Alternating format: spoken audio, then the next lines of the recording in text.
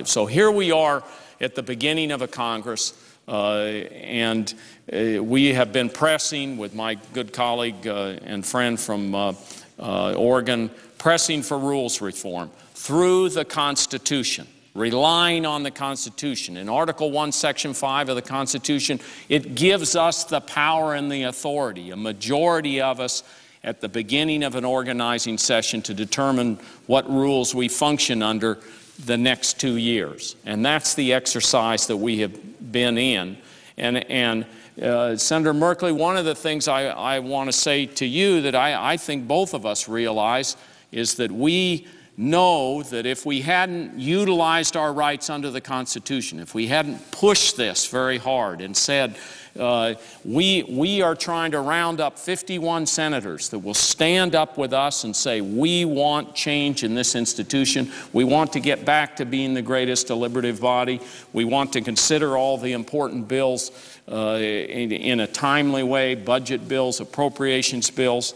And I think by utilizing our constitutional option or our rights under the Constitution, we have come a long way in a year. And we've had many debates in our caucus. We've had many discussions.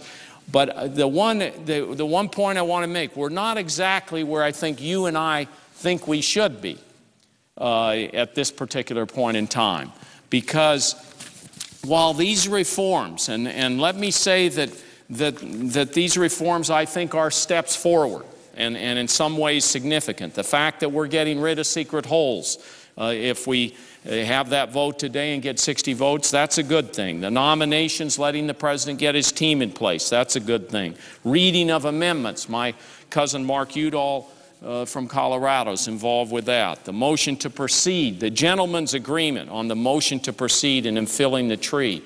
That is a significant step in behavior to say, let's change our behavior. And then the fact that we're going to have votes today, later today, on Senate Resolution 10, on the Senator Merkley's talking filibuster, on Senator Harkin's proposal.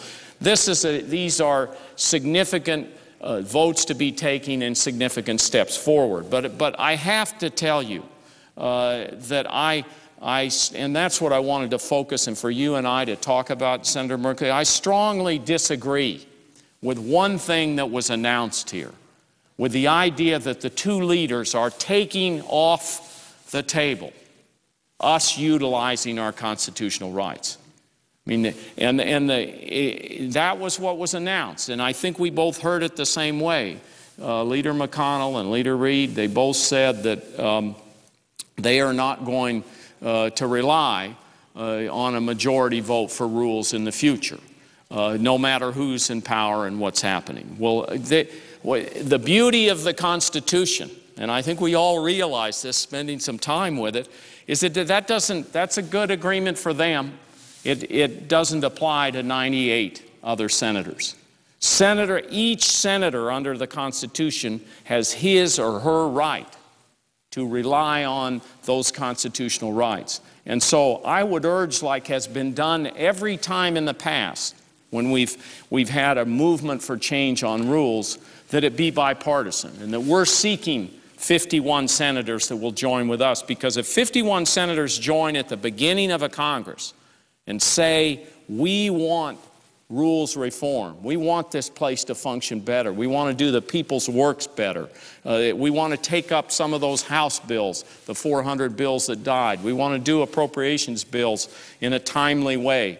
All of these things are very important to a better functioning Senate, and really a better functioning Senate is all about the people's work.